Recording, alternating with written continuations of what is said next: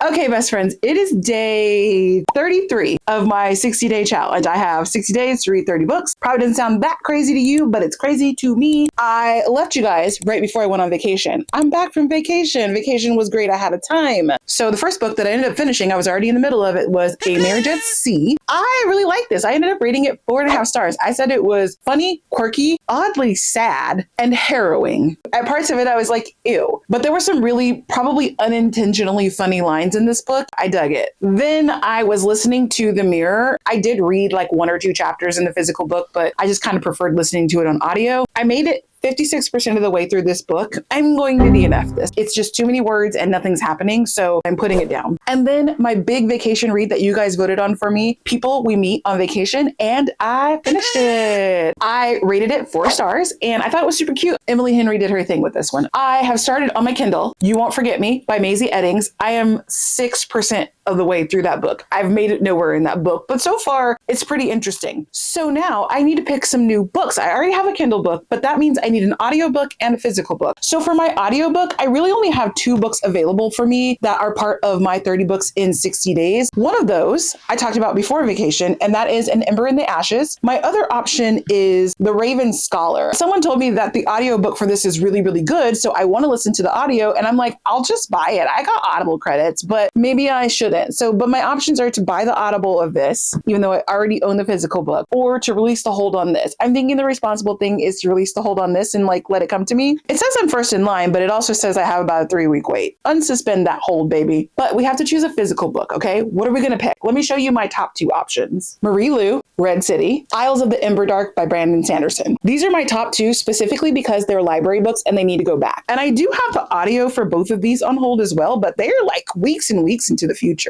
Oh, Red City does say that I'm first in line in about 2 weeks. Isle of the Emberdark is about 5 weeks and I'm 17th in line. Should I unsuspend Red City too and see if that or An Ember in the Ashes comes first? Let's do that. And whichever one doesn't come, I'll put that one on hold again. I just checked with the library and it looks like Red City has a couple copies available, so I can renew my loan on this one and keep it a little bit longer. Isles of the Emberdark has a couple people waiting on it, which means they're not going to let me renew this loan. So I think that I should just read this one right now. Otherwise, I'm going to have to take it back to the library.